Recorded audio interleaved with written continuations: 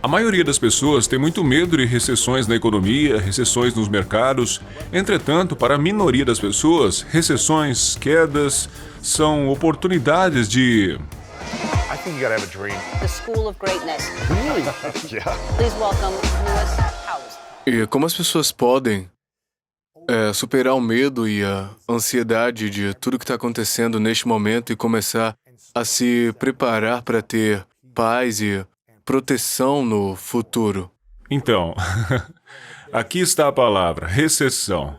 Quando as pessoas ouvem isso, lhes dá ansiedade, medo, pânico, assusta as pessoas, porque você pensa em demissões, empresas quebrando. Algumas coisas que eu quero mencionar a respeito disso é que a maioria das pessoas tem muito medo de recessão na economia, recessão nos mercados. No entanto, para a minoria das pessoas, as recessões são oportunidades de construir riqueza. É tipo uma Black Friday para os investidores. A primeira observação que eu quero fazer a respeito disso é que algumas pessoas vão usar a recessão como uma oportunidade para construir imensas quantidades de riqueza. Mais pessoas vão se tornar milionárias durante essa época do que em qualquer outra. Como eles fazem isso? É isso mesmo. Você quer encontrar a oportunidade. A maneira de encontrar a oportunidade é primeiro entender como se chega lá. Porque a história não se repete. As pessoas falam, aconteceu em 2020, então vai acontecer de novo. Ou, aconteceu em 2008, aconteceu em 2001, vai acontecer assim também. Não é assim que funciona. Você tem que entender o que aconteceu e como você está chegando onde está agora. Dessa forma, você pode procurar uma nova oportunidade. Porque a oportunidade será semelhante, mas diferente. Você quer estar pronto quando os tempos estiverem bons? Bem preparado? Dessa forma, quando as coisas vão mal, você pode entrar e aproveitar a oportunidade. Você tem um mercado de ações que parece ter um recorde de baixa agora, parece que a cada semana vai cair mais. Você tem o mercado criptográfico, o espaço NFT, que parece que está caindo cada vez mais no buraco. Tem o mercado de habilitação, que parece que está começando a mudar e pode estourar uma bolha nele também. Onde é que está a maior oportunidade nesse momento? Vamos falar sobre como chegamos aqui, para que você possa ver a oportunidade, mas... No passado, durante as últimas décadas, sempre que você via uma desaceleração econômica, a resposta era criar a inflação. A resposta era estimular. Voltando a 2001, quando a bolha estourou, vimos as taxas de juros serem reduzidas. Houve um estímulo do Banco Central. Portanto, sempre que se injeta mais dinheiro na economia, isso cria a inflação. A mesma coisa aconteceu em 2008. A bolha imobiliária estourou e então vimos uma nova flexibilização quantitativa. Assistimos a cortes nas taxas de juros. Mais dinheiro foi injetado na economia. Mesma coisa em 2020. Em um nível bem maior. 2008 foi a maior flexibilização quantitativa da história, sendo superado por 2020. Foi umas 5, 10 vezes mais, né? Foi realmente muito mais. Portanto, acontece que quando você imprime mais dinheiro, reduz o valor dos seus dólares. Isto é o que é inflação. A inflação vem da palavra inflacionar. Imprimimos muita grana para colocar na economia. Dinheiro novo cria a inflação, correto? Certo? E o valor do seu dólar diminui, fazendo com que o preço das coisas suba. Quando aconteceu em 2020, começamos a imprimir mais dinheiro e injetá-lo no mercado de ações, nas corporações, na vida das pessoas, sob a forma de cheques de estímulo. O que isso fez? Assistimos em 2020 ao mais rápido e mais grave crash do mercado acionário da história. Excedeu a taxa da Grande Depressão. Uau! Então o que aconteceu? O Banco Central abriu a impressora de dinheiro e, boom, disparou de volta. Foi o crescimento mais rápido da história. Pensa, nós tivemos o mais rápido crash do mercado da história e depois a mais rápida recuperação do mercado. Como isso é possível? Bom, imprimimos uma grande quantidade de dinheiro novo, e quando isso aconteceu, criamos algo chamado de flexibilização quantitativa ilimitada. Eles apenas disseram que iam imprimir e fazer o que fosse preciso para ajudar a recuperar os mercados. Quando começa a imprimir muito dinheiro, mas não faz produtos na mesma medida, as pessoas têm dinheiro, agora elas podem comprar, mas não tem nada sendo produzido. Quando passa esse período, elas vão voltar a fazer as compras. E aí, o que acontece? De repente, as empresas não podem continuar produzindo os produtos que tinham antes. Agora você começa a criar problemas na cadeia de suprimentos. E isso fez com que o preço das coisas subisse. Porque agora as empresas falam, bom, eu não tenho mais canecas para vender, só tenho algumas, vou ter que aumentar o preço. E aí começa uma espiral inflacionária, porque as pessoas precisam de mais dinheiro para comprar as coisas, e aí elas vão até o chefe e falam: ei, preciso de mais dinheiro. Certo. Fica mais caro sobreviver. Então seu chefe ele paga mais, eu espero, e aí a sua empresa diz: bom, os custos acabam de subir, as pessoas precisam de mais dinheiro, então vamos cobrar mais pelos produtos. Cobrando mais, as pessoas precisam de mais dinheiro, começa a criar uma espiral, e foi essa questão que nos levou até onde estamos agora. E até poucos meses atrás, a inflação era supostamente transitória, supostamente uma coisa temporária que iria desaparecer assim, magicamente. O interessante, porém, se entrarmos nos dados, eu não quero parecer muito confuso, mas não há uma resposta clara sobre o quanto dinheiro foi criado, sabe? O que a gente tem é apenas uma ideia. Mas se você olhar para uma coisa chamada M1, que é a quantidade de dinheiro disponível, você pode ir no Google pesquisar BCM1, eles têm um gráfico. O que você verá é que no início de 2020, tinha pouco menos de 4 trilhões de dólares por aí, no M1. Hoje, há mais de 20 trilhões de dólares lá fora, nesse mesmo M1. De dinheiro, de dólares reais. Agora, a razão pela qual eu estou dizendo isso é porque quando a pandemia chegou, o Banco Central começou a criar mais dinheiro, mas eles mudaram a definição disso. M1, que é a definição de dinheiro disponível, assim que começou a abrir e facilitar quantitativamente a mudança da definição de dinheiro. Por quê? Agora eu não tenho uma resposta, mas eu tenho um palpite. Eu acho que se as pessoas soubessem exatamente quanto dinheiro foi impresso pelo Banco Central, então eles estariam mais preocupados com o que está acontecendo por aí. Porque então eles diriam: nossa, você está imprimindo todo esse dinheiro, enriquecendo as empresas e os investidores e tornando as pessoas normais mais pobres, porque a inflação prejudica desproporcionalmente aqueles sem educação financeira, que são os pobres. Adivinha por quê? Agora seu gás é mais caro, suas compras são mais caras, o seu aluguel está mais caro. Certo. Mas seus salários não estão acompanhando, a menos que você tenha um aumento salarial de 20%. Seu custo de vida provavelmente está superando seus salários. Então, isso é o que está acontecendo em termos de dinheiro. Tivemos uma grande quantidade de dinheiro sendo impresso. Além disso, vimos também as taxas de juros serem reduzidas. O que são as taxas de juro? E como isso tem a ver com a inflação? Bem, o Banco Central é o Banco da Reserva. No entanto, eles não são federais. É o que diz em seu site. Eles não são uma reserva, porque não tem nenhuma reserva de caixa, não é um banco. Não tem como ir lá e depositar um dinheiro ou fazer uma operação bancária. Portanto, embora o Banco Central não seja um banco comum, eles controlam nossa oferta monetária. E há duas maneiras deles fazerem isso. Uma é através das taxas de juros, a outra é imprimindo dinheiro. Então, através das taxas de juros, eles têm a capacidade de aumentar e cortar as taxas. Quando estamos em uma economia em desaceleração, uma recessão, eles cortam as taxas de juros para estimular os gastos, porque nossa economia funciona com gastos. Se eu tenho $1.000 no bolso, vou para a Amazon, gasto isso. Bem, a Amazon vai ter mais dinheiro para contratar mais funcionários, investir em mais infraestrutura e fazer mais negócios. Se eu ficar com esse dinheiro no bolso, eles não estão ganhando e não podem continuar crescendo. Nossa economia funciona com gastos. Quando eu corto os juros, os gastos sobem. Quando as taxas de hipoteca caem para 2, 2,5, as pessoas querem comprar uma casa, as pessoas querem sair, comprar carros, querem gastar o seu dinheiro porque as coisas não estão caras. E as empresas fazem a mesma coisa, eles vão pedir uma quantia insana de dinheiro porque é mais barato. Se eu puder pedir dinheiro emprestado, 100 milhões a 3% ao ano, e eu puder expandir minha empresa em 5%, eu vou fazer isso o dia todo. Foi o que as instituições fizeram. Mais dinheiro é injetado na economia quando as taxas de juros estão baixas. Isso é o que acontece normalmente quando está em recessão. Isso cria mais inflação, porque está injetando mais dinheiro na economia. Mas também estimula a economia. Agora, quando você está em uma economia em crescimento e você quer esfriar a economia, diminuir a inflação, deve fazer o oposto. Você começa a aumentar as taxas, tornar mais cara a compra de uma casa, a vida fica mais cara. Você também pode retirar o dinheiro da economia. Isso é o que o BC está tentando fazer agora. Como você retira da economia? As taxas de juros, e em seguida o balanço deles. Falarei primeiro sobre as taxas de juros e entrarei no balanço patrimonial. O BC, agora mesmo, está aumentando as taxas de juros, porque eles querem desacelerar a inflação. Quando você aumenta as taxas de juros, o que acontece? É mais caro comprar uma casa agora. Portanto, menos pessoas compram. Menos dinheiro em espécie circula, menos instituições pedem dinheiro emprestado, menos dólares entram em nossa economia. O segundo lado é o balanço. Este é interessante porque é preciso entender um pouco como o dinheiro funciona do lado do governo, mas sem entrar na questão de política.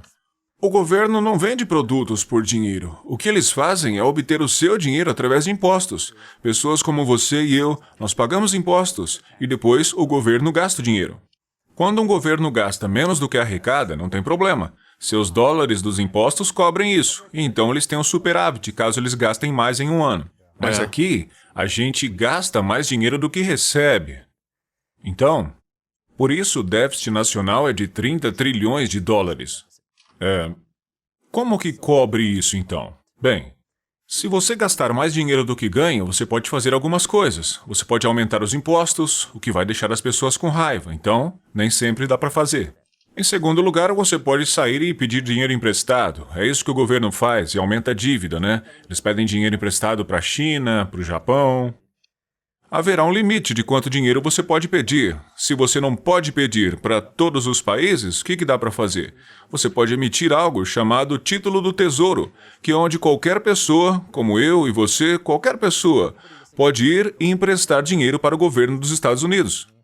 Mas vamos dizer que o governo está com super déficit e ele precisa levantar aí 4 trilhões de dólares. De onde ele vai tirar isso? Bem, se eles não conseguem levantar esse dinheiro de pessoas comuns, então eles vão até o Banco Central e vão dizer: Ei, BC, nós queremos emitir 3 trilhões de títulos do Tesouro. Ninguém vai comprá-los. Você pode nos ajudar? Agora lembre-se, o BC não tem pilhas de dinheiro amontoadas, então o que eles fazem? Imprimem e entregam para o governo. Foi criado do nada e agora o governo tem esses 3 trilhões de dólares. A inflação passou e agora o governo gasta esse dinheiro. Sem tributação. No entanto, você ainda paga o preço. O tipo de dinheiro mais caro que existe é o dinheiro gratuito. Quando o governo recebe esse dinheiro, todos vão pagar o preço, as pessoas pagando desproporcionalmente, os pobres, os incultos financeiros, porque agora todos vão ter que pagar pela inflação. Seus salários não aumentam, suas economias não são tão grandes. Agora seu custo de vida é mais alto. Você está ficando mais pobre a cada dia que passa. Então, quem que a inflação prejudica? Prejudica mais os pobres. E eu nem estou falando da classe média, porque a inflação é a razão da classe média estar sumindo. E isso. Seja pobre ou rico, porque se você entender o que está acontecendo, você vai mudar a maneira como usa seu dinheiro. Isso cria essa divisão.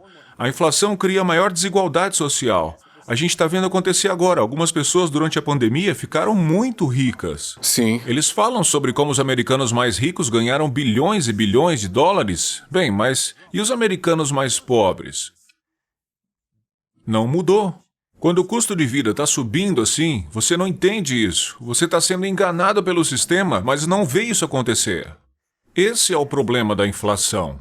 Se isso se torna um grande problema, bem, então você pode se deparar com algum tipo de crise, ou pode se deparar com um problema. O governo não paga sua dívida. Essa é uma questão que está acontecendo agora, não nos Estados Unidos, mas no Sri Lanka. O país simplesmente deu calote na sua dívida. Sério? O que isso significa? Temos tanto endividamento, gastamos tanto dinheiro que não temos como fazer os pagamentos. Vamos entrar em inadimplência e a moeda entra em colapso. A inflação sobe e a economia despenca. É um grande problema, cria uma inquietação civil. Esse é o pior cenário, porque agora você está preocupado não só com a economia, mas também com a moeda. Você está preocupado com a possibilidade de não encontrar comida. Os alimentos se tornam mais escassos. E nesse momento, por causa da questão da inflação, em todo o mundo, o Banco Mundial disse que cerca de 1/2 de países estão à beira de uma possível inadimplência, de quebrar. Por causa de toda essa inflação, e a maioria de nós não sabe o que está acontecendo, por isso daí é chamado de imposto oculto ou silencioso. E todo mundo está pagando o preço, e se você não sabe que está pagando, é você que provavelmente paga mais. Certo. Por isso é importante se educar. Qual seria o setor que teria maior oportunidade de gerar riqueza nesse momento? Que indústria ou setor seria esse? Isso está nas ações. Eu sinto que nada é estável. Se você tem que colocar dinheiro em algo, pode ganhar muito ou pode perder tudo. Em um mês, serão as ações, cripto, NFT, habilitação, é o investimento em si mesmo. De outra forma, o que você diria que a gente devia estar investindo? Exatamente. A resposta vai ser procurar onde a oportunidade acontece. Certo. Em 2008, Certo, foi me imobiliário. Essa foi a maior oportunidade imobiliária em nossas vidas. Em 2020, foram as ações e as criptomoedas. Em 2020, o mercado acionário de fundos cresceu 60% e o mercado de criptomoedas cresceu quase 600%. Então, O fato de não ter saído, você é voltou claro, para... mas é aqui que, mais uma vez, a psicologia do seu investimento é tão importante. O que você quer prestar atenção agora é, você quer ver como as coisas caminham. Dessa forma, você pode fazer os movimentos certos. Lembre-se, a história não se repete, mas rima. Você quer olhar para os dados e fatores e ver o que está acontecendo. Se você pudesse fazer uma previsão do que você acha que vai acontecer nos próximos anos, com base na história, o que você está mirando nesse momento? O que é que está rolando Vai para depender de uma você? coisa. Depender Certo. do que o Banco Central fizer a seguir. Certo. Porque eu vou explicar. Eu darei uma resposta definida num minuto, mas eu gosto de compartilhar meu raciocínio primeiro. Contextualize. Nesse momento, o BC está trabalhando para combater a inflação. E Mais quanto? Em torno de 8, estão 9%? aumentando as taxas de juros e vão começar a vender ativos fora do balanço. O balanço do BC está em 9 trilhões. A Loucura. partir de junho, eles vão começar a vender esses ativos. Ao mesmo tempo em que aumentam as taxas de juros.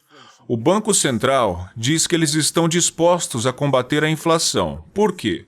A economia é tão forte e robusta e pode suportar qualquer tipo de aumento de taxas de juros. O que o BC está fazendo? Em essência, eles estão tirando dinheiro da economia e agora esperam que a economia continue forte ao aumentar as taxas de juros. O que está acontecendo? A habitação está se tornando mais cara. E Moradia ou aluguel? Comprar uma casa ou alugar? ambos. Os Certo. custos de aluguel subiram 20%, a compra de uma casa subiu ainda mais. As pessoas falam sobre os preços, dizendo, caramba, subiu 20% em relação ao ano passado. Seu custo de moradia está maior do que 20%, porque se há um ano você quisesse comprar uma casa por $500 mil, você poderia conseguir uma hipoteca por 2,5%, 30 anos fixos. Agora, 2,5% na hipoteca, sim, a juros, taxa de juros. 20% abaixo, né? $100 mil a menos. Você poderia pedir 2,5%. emprestado. 400 mil ia ficar em torno de 1.600, 1.700 por mês. Não é ruim. Hoje essa casa não custa 500 mil, são 600, 20% a mais. E a hipoteca não é 2,5%, talvez é 5,5%. Então, o que significa? Se você colocar 20%, não está colocando 100 mil, está colocando 120 mil. Não está financiando 400 mil, está financiando 480 mil. Tem que pedir mais emprestado. Há uma taxa de Interessante. juros mais alta. Você não está tomando emprestado a 2,5%, está pegando a 5,5%. E a hipoteca sobe também. Supondo que não haja atualização, passou de $16 para 1.700 por mês. 24, 25, 2.600 por mês. O custo da moradia está mais alto. E com as taxas de juros subindo, o que está acontecendo? As pessoas estão dizendo, meu Deus, as casas estão mais caras. As aplicações hipotecárias estão começando a diminuir. No mercado de ações, o que acontece? Bem, as empresas estão com um custo maior para operar. Se você fosse uma das empresas que dependia da dívida e do preço de suas ações para operar, porque quando você está com as taxas de juros baixas, você não precisa ganhar dinheiro, os investidores vão continuar te emprestando super barato. Se fosse Certo. uma daquelas empresas que não eram lucrativas, você poderia ter dito, bem, valem 40 bilhões, não preciso ter lucro, por isso eu poderia simplesmente pedir dinheiro emprestado, conseguir um investidor. Agora as pessoas estão olhando para você e dizendo, eu não posso pedir emprestado o mesmo dinheiro nas mesmas taxas que eu poderia antes, então eu preciso de um retorno melhor, prefiro investir meu dinheiro em um lugar mais seguro. Muitas empresas estão vendo suas avaliações caírem com a alta dos juros e o mesmo está acontecendo com o mercado de criptomoedas. Quando a maré baixa, você sabe quem estava nadando nu. E assim as pessoas poderiam continuar nadando com seu dinheiro livre, jogá-lo em qualquer coisa e esperar que eles ganhassem com isso. Porque há muito dinheiro estúpido por aí, né? Quando esse dinheiro começa a ir embora é quando você vê quem estava nadando nu. Você vê os esquemas, os maus investimentos, fica tudo exposto. E aí as pessoas querem colocar o seu dinheiro em algum lugar seguro e mais inteligente.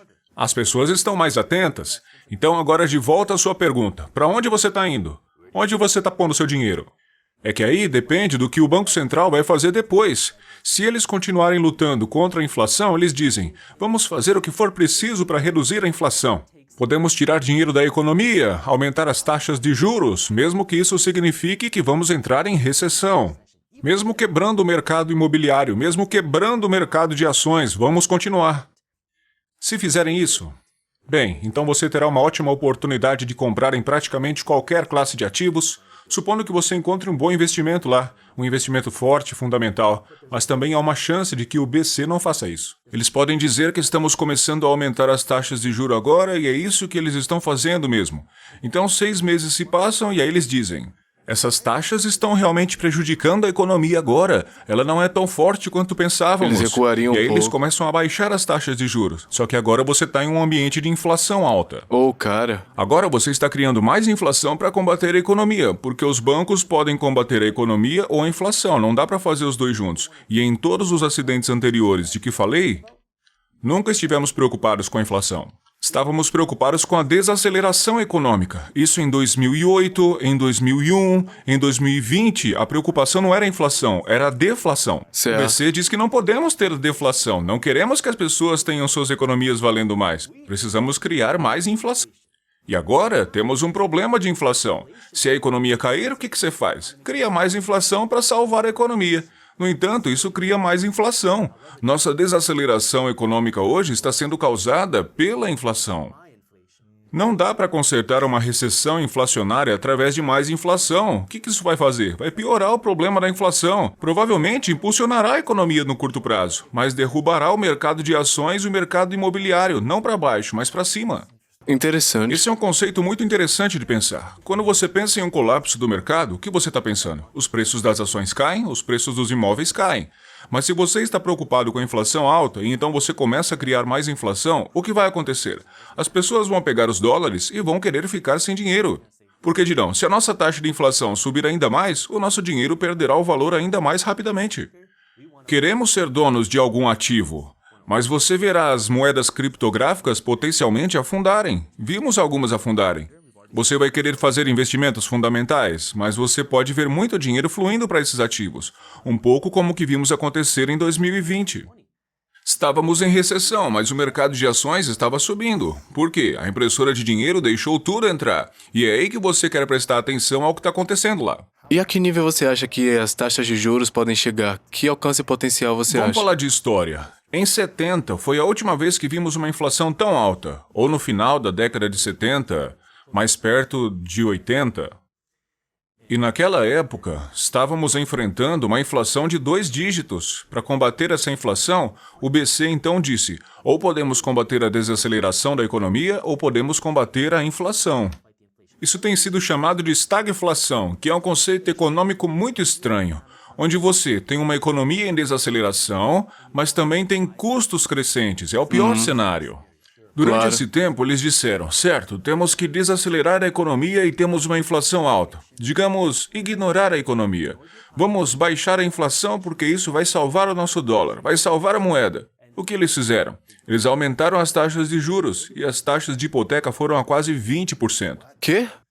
Quando foi a última vez que ultrapassou 10? Você lembra? Nos anos 90, pro início dos anos 2000, por volta dessa época. Sério? Ou provavelmente anos 90, porque eu acho que eu tinha uns 10 anos. Se passasse dos 10 agora, o que aconteceria? Se o BC continuar aumentando as taxas para mais de 10%, o preço das casas terão de cair. Porque as pessoas não vão comprar. Hoje você não pode pagar a casa com a mesma taxa de juros. Isso também prejudicaria significativamente as empresas, porque as empresas que dependem de dívidas verão uma grande dor, um grande aperto. E é aí que o BC está enfrentando um grande dilema. Eles esperam que a inflação caia, mas a questão é como? Eles esperam que ainda seja apenas a cadeia de suprimentos, esperam que ainda seja apenas outras questões, mas ainda é sobre a qual nunca falam é a impressão de dinheiro e o estímulo. Essa é a preocupação. Se realmente quisermos levar a sério a luta contra a inflação, talvez tenhamos que ser mais agressivos. Se formos mais agressivos com a inflação, isso prejudicará a economia. Um ex-presidente do BC disse que precisamos derrubar os mercados porque precisamos levar a inflação a sério. Uma crise monetária seria ainda pior do que apenas lidar com a recessão. E é aí que tá. O que vai acontecer? Somos realmente tão ruins assim? A última coisa que eu quero mencionar sobre isso é a impressão de dinheiro que vimos em 2020. Acabou de sair, o que também levou à maior fraude financeira dos Estados Unidos de todos os tempos. Sério? Por quê? Porque as pessoas abusaram do sistema. Ah, entendi. Eles mentiram sobre as coisas, ganharam dinheiro de graça. Foi a maior fraude financeira da nossa história, Uau. de todos os ângulos. Se você olhar para o PPP, que era o empréstimo para as empresas, que se você tem funcionários, tem aluguel, se você tem custos de negócios e você está fechado, você pode essencialmente obter um empréstimo do governo gratuito e você não precisa pagar de volta. Isso é loucura, né? Se você pegar menos de 2 milhões, você nem precisa explicar por que usa o dinheiro. Você simplesmente pega emprestado. Então o que aconteceu? Algumas empresas pegaram esse dinheiro para o bem e outros disseram, bem, eu não tenho um negócio, mas eu me pergunto se eu poderia procurar um registro de empresas e dizer, estas são algumas empresas e apenas começar a aplicar sob esses nomes comerciais. Bilhões de dólares foram roubados. Para onde o dinheiro foi? Lamborghinis. Eles entraram em bons carros, entraram em boas casas e o dinheiro saiu. Vimos dezenas de bilhões de dólares irem para o desperdício total, mesmo no programa de desemprego. Agora eles estão começando a perceber que algumas pessoas que estavam ficando desempregadas não receberam dinheiro. Eles não receberam dinheiro corretamente ou eles não deveriam ter conseguido dinheiro. E é por isso que eles estavam sentados em casa jogando videogame quando deveriam estar trabalhando. Não havia incentivo para que trabalhassem porque estavam fazendo mais. mesmo, né? Ou mais. Ou mesmo eles estavam trabalhando e ainda recebendo auxílio porque estavam fazendo algo ilegal. Então você criou toda essa fraude. É como se tivéssemos todo o estímulo sem nenhuma, como diz, regulamentação, sem olhar para o que estamos fazendo com ela e criou maior fraude financeira. E agora, quem está pagando o preço? A classe média, as pessoas normais estão pagando o preço através da inflação. E se você está apenas agora aprendendo o que é inflação, provavelmente está sendo beliscado por ela. E é isso que é uma porcaria, porque nunca fomos ensinados sobre isso. Como combater a inflação. A menos que você esteja numa aula de economia da faculdade ou algo assim, Olha, talvez. Eu tentei entrar na escola de negócios quando eu estava na faculdade. Eu precisava estudar economia 1 e 2. Eu quase falhei na 1. Então eu não consegui entrar na escola de negócios. Então eu nem sei se as aulas de economia ensinam isso mesmo. Eu tô curioso. Digamos que esse ano, em algum momento, as taxas de juros serão cerca de 10%. Quais seriam os próximos 3 movimentos em que você estaria investindo ou retirando grana? O que seriam seus próximos 3 movimentos que faria na sua carreira? Acho que os investimentos mais líquidos e mais ativos seriam seus investimentos líquidos, coisas como ações, criptomoedas. Então, novamente, se você olhar para 2008, quando o mercado de ações caiu, ele começou a cair. Caiu em 2009 e em seguida ele começou a subir. Assim, o crash de 2008 aconteceu, começou em 2007, depois caiu em 2009, depois sobe, mas em 2012 foi quando o mercado imobiliário atingiu o fundo do poço. Isso foi 3 anos após o crash do mercado de ações. Por quê? Bem, o mercado de ações tem muito pânico, tem muitas emoções, e você pode vender em excesso muito rapidamente, porque são todas emoções, certo? Quando você vê as manchetes nas notícias falando sobre o que está acontecendo nos mercados, as pessoas ficam com medo, né? Venda hoje, agora mesmo. Aí você diz, meu Deus, meu patrimônio líquido está caindo, eu quero vender minhas ações. E depois continua caindo. Então é muito emocional. Isso pode acontecer num piscar de olhos, porque você compra e vende rápido. O mercado imobiliário não funciona assim. Ele tem um tempo de atraso muito maior, porque pode facilmente levar 30, 90 dias para comprar ou vender uma casa. Então, basta entender que o mercado imobiliário se move mais lentamente, e portanto, se as taxas de juros subissem 10%, tem um palpite de que o mercado de ações se machucaria muito. Eu acho que haveria muitas oportunidades lá. No mercado de ações. Isso. Investir, então, no mercado de ações. Isso se você acredita na economia americana. Se você acha que a economia americana será forte em 10, 20 anos, então há uma oportunidade para você. Significaria procurar empresas fortes que não vão à falência e que eu possa encontrar oportunidade de comprar. E se você não está interessado em investir em empresas individuais, se você não está disposto a gastar tempo para fazer isso, porque eu acho que a maioria das pessoas não querem fazer esse esforço, pesquisar, isso gasto psicológico, sabe? Então eles podem estar apenas olhando para um ETF que dá exposição ao mercado de ações em geral, que está entre as 500 maiores empresas no mercado de ações. Você pode estar investindo em um pedaço da América e pode comprá-lo com desconto, então é o que eu faria lá. Então, se você está falando sobre criptocracia, você tem que... Primeiro, eu não sou ouvido para dizer que você acredita em criptografia ou não acredita. Não é isso que eu estou aqui para fazer. Se você acredita em criptomoedas, se você acredita em tecnologia, você tem que estar disposto a enfrentar a tempestade. A mudança é um sentimento de criptomoeda, porque quando os preços das criptos caem, as pessoas pensam que isso é falso, não importa. Mas quando o preço da criptomoeda sobe, as pessoas falam, isso é o futuro. Certo. Então, se você realmente quer ser um investidor, você tem que ser capaz de cortar essa emoção. Falar, ok, eu gosto da blockchain, gosto de tecnologia, não estou investindo em bobagem, estou investindo em algo que tem valor real, e então isso pode ser um investimento para você. Mas agora, em termos de tempo, quero ter certeza de mencionar isso porque um grande erro ocorre. Isso aconteceu durante grande parte de 2020 e que você não pode cronometrar o mercado, porque não faz sentido tentar cronometrar o resultado final. Quando aconteceu tudo aquilo em 2020, eu estava fazendo vídeos no YouTube e dizendo, olha, aqui está o que eu estou fazendo compras em baixa, eu compro em fases, não sei quando é que o fundo está, por isso eu vou continuar a comprar isso aqui, deve valer. Agora eu faço minha pesquisa para encontrar as boas empresas e investimentos, então eu gastaria meu tempo quando as coisas são boas para investir. Eu sei o que eu quero, agora tudo que eu estou procurando é um bom preço, estou procurando um bom preço de entrada. Quando o preço cai, eu vou lá e compro. Se o preço cai mais, eu vou lá e compro mais. Então toda vez que cai 10% ou 15%, eu compro e compro de forma agressiva.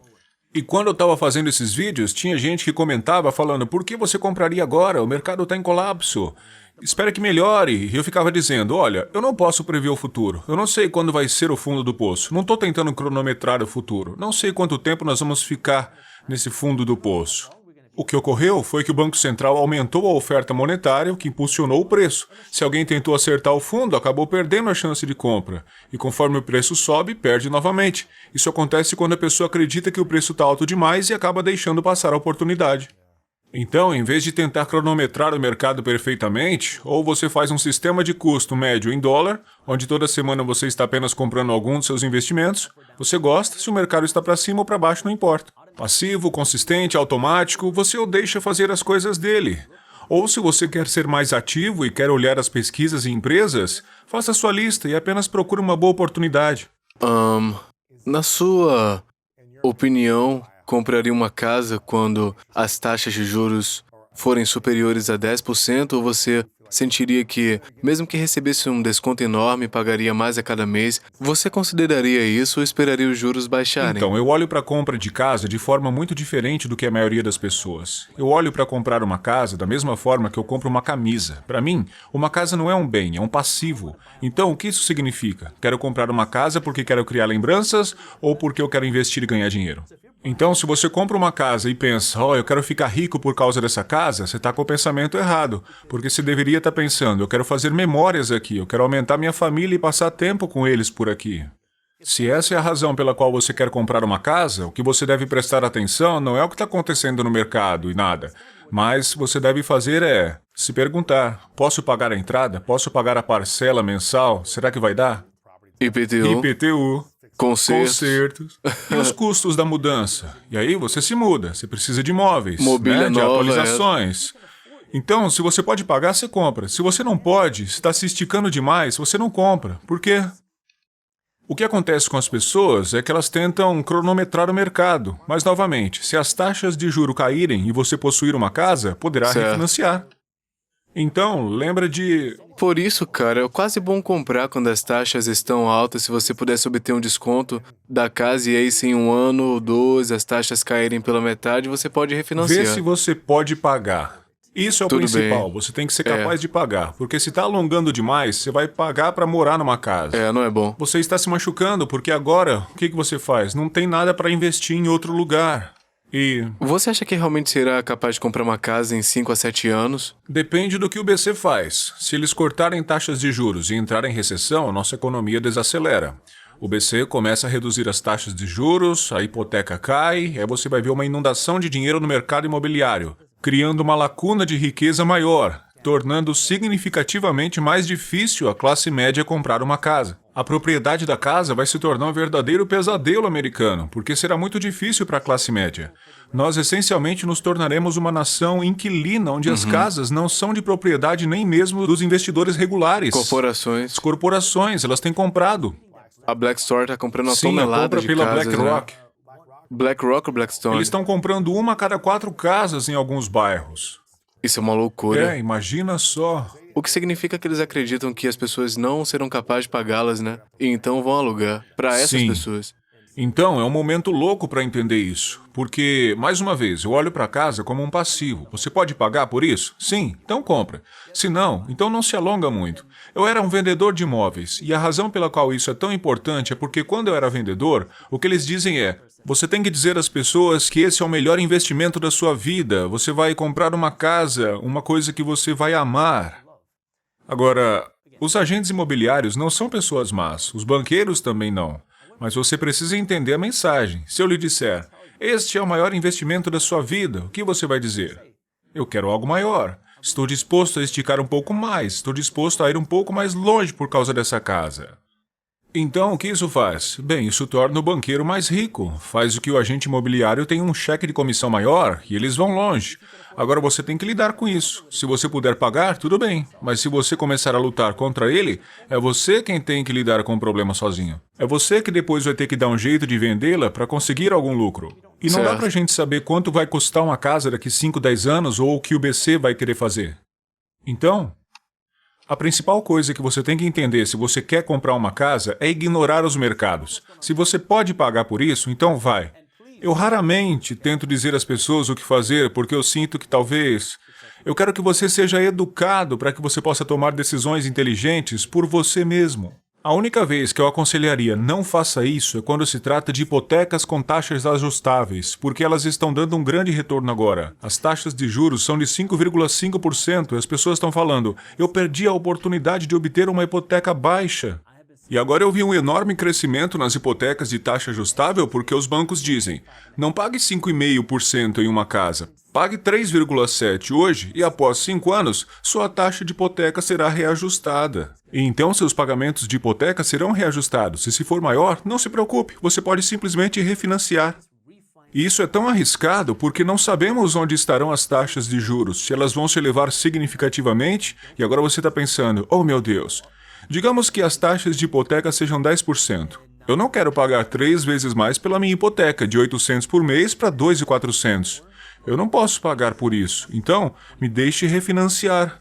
Bem, se você fizer isso e os preços das casas caírem e você não puder refinanciar, porque o banco diz, bem, você não tem capital suficiente na casa, eu não vou refinanciá-la, e então você não pode vender porque está no fundo do poço. Agora você vai estar numa situação difícil.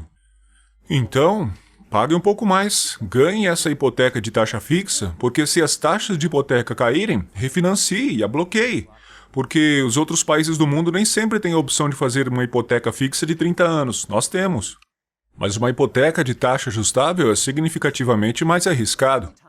A única vez que eu diria que é bom é se você estiver 100% confiante de que poderá pagar pela casa durante a taxa inicial. Porque se você não puder, então você está fazendo uma grande aposta com a casa onde mora, Grande com o risco, apoio é. da sua família. Entendeu? Uma coisa é fazer isso com o investimento, mas com a casa em que você mora, evite esse risco extra e, por favor, bloqueie a taxa. Cara, eu tô curioso, é uma pergunta que a gente recebeu das pessoas aqui do YouTube. Se alguém hoje tem $10.000 para investir, você pode gastar em qualquer coisa que você quiser. E você quer transformar isso em $100.000 em 3 anos. Ok.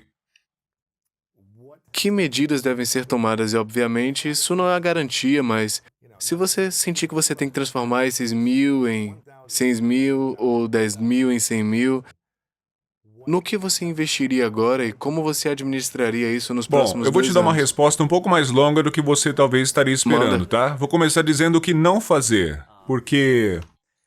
Eu lembro da primeira vez que eu tive $1.000 sobrando no banco, eu estava no ensino médio, eu peguei esses $1.000, fui lá e comprei um relógio. Eu lembro que ele era todo não faça cravejado de isso. cristais, coisa linda mesmo, e eu falei, que relógio? Limpo. Então o que aconteceu? Eu deixei essa empresa de relógios mais rica, deixei o dono da joalheria mais rico, e agora esse relógio de $1.000 talvez hoje valha uns 50. Foi só para ostentar. Então, meu valor de investimento caiu como uma pedra, mas essas empresas ganharam dinheiro, que poderiam pegar e investir em produtos, estoque, marketing, seja lá o que for. Então, a primeira coisa para entender é que você tem que colocá-lo em algo que vai ajudar a ganhar mais dinheiro. Eu vou dar uma experiência da minha vida pessoal, porque eu vi os maiores retornos quando eu investi em mim, mas isso é um ativo. Então você vai ter oportunidade de um investimento passivo. É por isso que eu disse que essa resposta é mais longa do que você gostaria, mas eu vou chegar lá, tá? Então eu me sinto como todo mundo que, especialmente se você tem a mentalidade empreendedora, passa por essas fases primeiro, né? Tô numa fase incerta, de passagem, talvez você se torne um empreendedor sozinho, depois se torne um homem de negócios, depois um pequeno empresário, e aí sim um empresário. Então, você passa por essas fases, porque inicialmente, quando eu comecei como empreendedor, por hobby, eu não sabia o que era empreendedorismo. Eu estava apenas trabalhando para tentar ganhar algum dinheiro. Tá tentando ganhar dinheiro Só com o outro. começando. Comecei no ramo de planejamento de eventos. Então eu estava na faculdade, comecei a organizar festas para galera, para crianças na faculdade, e eu realmente não tinha muito dinheiro para gastar. Eu tinha 17 anos. Mas foi uma maneira de começar, porque o que eu estava fazendo era ir nos lugares para dar uma festa, e eu queria um lugar que não me cobrasse adiantado. E eu fazia troca com eles, tipo, eu te dou 50% de cada dólar que eu ganhar. Então, se eu ganhasse $1.000, cobrando 10 de cada entrada, eu daria ao lugar, ao clube, 500. Então, eu não poderia ter dinheiro para um DJ. E aí eu chegava nele e falava, cara, eu preciso de alguém para tocar. Vamos fazer um acordo? Aí eles ficavam com 50% do que tinha sobrado, então era 250 para mim e 250 para eles. Aí o negócio começava a crescer e a gente estava tirando um bom dinheiro por noite. Então o que eu fiz foi me empenhar em conseguir melhores acordos. E aí eu fui capaz de começar a investir meu dinheiro em marketing. Então a primeira coisa que fizemos foi investir dinheiro em panfletos. Na época era $100 para imprimir 5.000 pequenos panfletos. E aí eu pensei, olha, antes do evento nós temos que distribuir esses 5.000, não podemos deixar nada para trás. E eu não posso fazer isso sozinho. E eu preciso então de vendedores. Mas eu não estava querendo pagar pelos vendedores. Então foi aí que eu pensei. Funcionários de rua, estagiários, Sim, universitários. então o que você faz? Eu te dou uma entrada VIP para a festa, o que não me custa nem um centavo. Vou te anunciar na festa, também não me custa. Isso faz você se sentir o máximo, se sentir exclusivo, você pode cruzar a linha, você tem esse cordão que diz que você é VIP ou qualquer outra coisa. Então agora eu tenho essas pessoas, numa das maiores faculdades da minha área, distribuindo panfletos, tentando fazer com que todos venham, porque eles querem também ser uma dessas pessoas. Então a gente tem que fazer o quê? Usar a criatividade. Inteligente. E aí o dinheiro começou a multiplicar. Foi aí que eu percebi que eu era apenas um facilitador secundário. Eu não seria capaz de construir um negócio como esse. Eu não quero construir porque era uma indústria muito suja, e por isso eu saí de lá. Eu não gostei da cena. Então eu a deixei e comecei a seguir mais o caminho do empreendedorismo, agora mais pela área da inovação. Fundei uma empresa de meias, então agora eu estou começando a investir dinheiro, meus próprios dólares, na empresa de meias, então agora eu posso construir um produto, fazer inventário, um site, construir publicidade. E agora somos capazes de crescer muito mais rápido, porque agora eu tenho algumas habilidades que aprendi com os meus erros, porque eu errei muito. Meu primeiro evento foi um fracasso completo. Eu tinha perdido dinheiro em algumas ocasiões. Quando você lida com os donos de clubes, você está lidando com pessoas muito interesseiras e você acaba aprendendo rapidamente, certo? Então eu sou um garoto de 17 anos que vai a alguns desses donos de clubes tentando descobrir o jogo enquanto eles Estão se aproveitando de você. Isso também é perigoso. Eu lembro de uma vez ir a um clube para conversar com o gerente, porque a gente ia fazer uma festa, e eu perguntei, cadê o gerente? Falaram, ele foi esfaqueado ontem à noite. Caramba. E assim você aprende muito rapidamente a se proteger aos seus próprios interesses, quer dizer, houve muitas coisas físicas que aconteceram. Eu, às vezes, era o segurança em muitos eventos. Então você aprende a se proteger fisicamente, se proteger também mentalmente e financeiramente. Então eu tive que aprender muito rápido. Agora eu pego as coisas que eu aprendi, estou numa indústria muito mais suave, a indústria de meias, mas começo a aprender e eu começo a aplicar esse marketing também. Como ser criativo? Como que eu posso fazer com que as pessoas aprendam junto? Você não pode aprender isso em um livro didático, você só tem que tentar, estar disposto a falhar. Então a mesma coisa, eu entro no caminho do empreendedorismo e agora eu estou começando a aprender e a vender. Então eu percebo que a minha paixão não está nas meias. Eu gosto da ideia de negócios, mas minha paixão não está lá. Minha paixão é mais no lado financeiro. Então eu tinha o Minority Mindset como hobby, e então eu começo a construir coisas como o Market Briefs, que é o nosso boletim financeiro. E com isso eu estou me tornando mais do lado empreendedor do que das pequenas empresas, porque no Market Briefs eu não sou o único trabalhador, sabe? Mas no canal Minority Mindset é a minha cara, sou eu falando ali. Temos editores de vídeo e tudo mais, só que sou principalmente eu falando. Se eu não estou trabalhando, não estamos fazendo nenhum conteúdo nosso, ele não está crescendo. Não é como o meu negócio, é a minha maneira de ajudar a perseguir minha paixão e minha missão de ajudar a espalhar essa educação financeira, as coisas que nunca me ensinaram. Mas o meu negócio, o Market Briefs, tem uma equipe inteira. Pessoas que lideram o lado criativo, que escrevem um boletim, temos a equipe do desenvolvimento de negócios, o pessoal de operações. Então, temos uma equipe completa que está fazendo isso. E se eu não for trabalhar amanhã, ou se algo acontecer comigo, o negócio vai continuar mesmo sem mim. Claro. Então, é uma questão de mandar esse dinheiro para a próxima obra, para a próxima, e estar disposto a investir tempo, educação. Então, eu levei uma década aí, né? Não tive uma ideia melhor. 3 anos eu não consegui imaginar. Eu levei muito tempo para descobrir isso. Essa é que é a verdade. Talvez possa fazer agora. Agora sim. Poderia transformar Sim, 1000 em bem mais 100 mil. rápido do que um ano. Eu acho que uma das coisas que eu tô ouvindo você dizer é: invista 1000 em uma habilidade. Invista numa Você olha habilidade pro para retorno. que... E coloque isso, tipo, ok, vou comprar uma câmera, pelos próximos 2 anos eu vou dominar o uso da câmera, seja vídeo ou fotografia, e vou começar a trabalhar com clientes e fazer uma renda paralela e usar essa grana para reinvestir em equipamentos, usar essa grana para contratar alguém para me ajudar a escalar negócios paralelos e, em seguida, ter esse dinheiro para poder investir em outras coisas também, depois de desenvolver habilidades novas, né? Sim, tem que ter essa mentalidade e também a vontade de correr risco, porque... Sabe... Quando eu comecei o Minority Mindset, eu não tinha uma câmera, não tinha equipamentos sofisticados. Comecei a gravar vídeos no meu telefone. Aí eu pensei, sim, eu vou investir muito dinheiro nisso enquanto estiver tentando. É um hobby para mim. Veja para onde Veja você para tá onde indo, vai. né? Mas eu fiz uma aula de teatro, eu estava na faculdade de Direito, eu estava na faculdade de Direito em tempo parcial, eu estava trabalhando no meu negócio em tempo integral, então eu tive uma aula de teatro à noite, na escola noturna, porque eu pensei, eu nunca falei na frente de uma câmera antes, eu não sou um bom orador, nem sei me apresentar, nem sei como apertar o botão de liga-desliga da câmera, como que eu vou fazer isso? Então eu fiz uma aula de atuação porque eu estava pensando, bem, eu estou disposto a aprender, quero tentar. Veja, você tem que estar disposto a sair da zona de conforto, você tem que estar disposto a correr risco. Olha, eu não sei se isso vai ofender as pessoas, mas a razão pela qual eu consegui ter sucesso é porque eu sou um estúpido. Você e eu, brother. Eles me disseram, Jaspreet, você é estúpido, por que ia querer fazer isso? E essa é a razão porque eu estou onde eu estou hoje, porque eu sou estúpido, porque eu não fiquei olhando só para os riscos. Eles chamaram de estúpido, mas para mim, eu só vi a oportunidade, porque eu sei que quero alcançar algo maior, porque eu vi o quão duro meus pais tiveram que dar, os meus avós eram refugiados, eles perderam suas casas, perderam muitas coisas, tiveram que lutar pela sua vida. Então eu vi as coisas que a minha família teve que passar. Meus avós me criaram, eles moravam comigo. Então eu morava com meus avós, meus pais, eu via suas histórias. Foi aí que eu comecei a minha base de educação financeira, porque meu avô me contou. E ele repetiu isso para mim algumas semanas atrás, quando ele estava comigo no telefone. Ele disse, sabe, a maior e pior doença é a pobreza. Ele cresceu e viu a pobreza extrema. Minha família é de um estado na Índia chamado Punjab. E em 1947...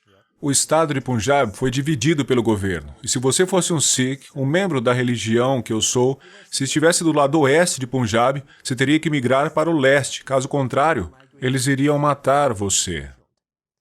Meus avós estavam do lado oeste, e você literalmente tinha que correr. Meu avô, tudo que ele tinha eram suas roupas nas costas e uma espada na mão. E quando eles se depararam com uma multidão, eles foram atacados por ela. Ele viu seu tio tendo a cabeça cortada na frente dele.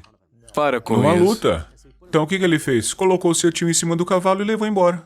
E Caramba. ele veio para o novo lado da Índia. Ele tá lá. Ele perdeu seus sapatos no caminho, não tem casa, nem dinheiro, nada. Então ele diz, eu vi a pobreza extrema. E quando você está nesse nível de pobreza, esquece, você não consegue ajudar as pessoas. Você não pode nem mesmo se alimentar. Como você pode alimentar sua família? Se você não pode alimentar sua família, você não pode alimentar outros. E é disso que ele está falando. É disso que eu entendo a importância. Porque, novamente, eles não sabiam como investir. Eles não conheciam educação financeira. O que eles tinham é que Sobreviver. sobreviver. E o que ele estava me dizendo é, Trabalhe duro, siga o sistema, tenha sucesso. E é por isso que eu queria ser bem-sucedido, porque eu vi isso. Agora, a gente tem que aprender a fazer. Todos nós somos ensinados, vai para a escola, tire boas notas, consiga um bom emprego. Mas há muito mais que eles nunca nos ensinaram. E é aí que eu entro. Eu preciso ser bem-sucedido, preciso trabalhar muito. Foi a partir desse aprendizado, essa necessidade. Cara, eu tô curioso, isso é algo que muita gente não fala, eu não escuto muita gente falar o lado emocional em torno do dinheiro. E o medo e as emoções que estão ligadas ao dinheiro quando você diz, certo, aqui estão alguns milhares de dólares que eu tenho na minha conta, eu vou investir um pouco disso. Então você está no mercado de ações e ele cai, ou você perde metade em uma semana.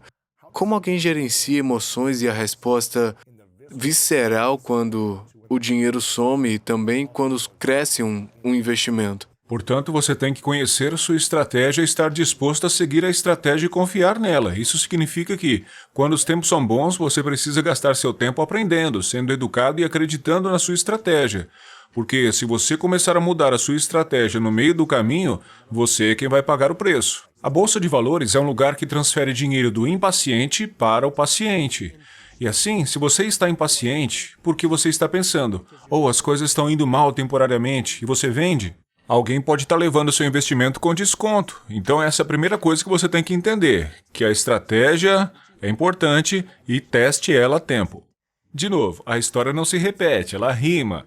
E você pode ver o sucesso das cenas estratégicas através dos ciclos anteriores de queda. Ciclos descendentes acontecem, é um fato. A cada 8 ou 12 anos vemos algum tipo de desaceleração econômica.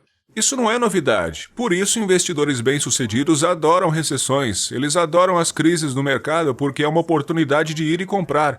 É como se fosse a Black Friday dos investidores, sabe? Pois é. A primeira coisa a entender é isso. Lembre-se, estes são apenas balanços do dia a dia. Você só perde dinheiro se vender ou se os seus investimentos forem à falência. Então você quer ter certeza de que você não vai à falência e entender isso. Mas então, do outro lado, você fala sobre emoções reais. Tipo, foi difícil porque eu tinha expectativas muito altas de sair e me tornar um profissional. E eu me tornei um advogado porque a conversa era assim, olha, se você não se tornar um médico, você vai ser a vergonha da família. Então, pelo menos um advogado, né? Certo, Foi certo. difícil. Segundo melhor, pois é. Se você não é isso, você é um fracasso. Exatamente, foi difícil. Aí eu pensei, bom, posso ir para a faculdade de Direito em meio período, o que significa que eu posso trabalhar no meu negócio em tempo integral. No entanto, eu não era o melhor aluno da classe, e a razão era porque eu estava dedicando muito do meu tempo e energia para o negócio. Não fui bem na faculdade, mas fui bem no exame de ordem, porque eu gosto de aprender, eu adoro. Mas eu sabia que, se eu me formasse em Direito e as coisas não dessem certo, eu não sei como eu vou trabalhar como advogado. Eu vou ser como uma última opção. Não sei o que eu vou fazer. Não sei como trabalhar como advogado. Tenho certeza que eu poderia descobrir, mas não sei o que eu faria. Lembro de sentar lá e dizer, meu Deus, quando eu terminar a faculdade de Direito, acabou. Eu já estava ganhando dinheiro, eu tive sorte lá. Mas eu pensava, e se isso for apenas temporário? E se tudo cair e eu não tiver segurança? Com muita ansiedade, sabe? Eu não conseguia dormir à noite. Eu acordava no meio da noite, várias vezes, tremendo. E ali eu ficava pensando, como que eu vou cuidar de mim mesmo financeiramente? E dos meus pais? Como que eu vou cuidar da minha família? O que eu vou dizer às pessoas? O que eu vou fazer? Uma enorme quantidade de perguntas difíceis. Cara, ter fé em si mesmo e assumir toda a bronca é difícil. Eu tive a sorte de ter costas largas. Eu acho que a razão vem no fato de que em toda a minha vida eu fui intimidado. Porque eu pareço diferente, uso turbante, tenho minha barba. Quando eu estava na escola primária, eu fui zoado por isso. Então a gente teve o 11 de setembro, quando eu era jovem, e apenas um monte de... Quantos anos você tinha no 11 de setembro? Eu tinha uns 10 anos de idade, eu acho. Uns 10.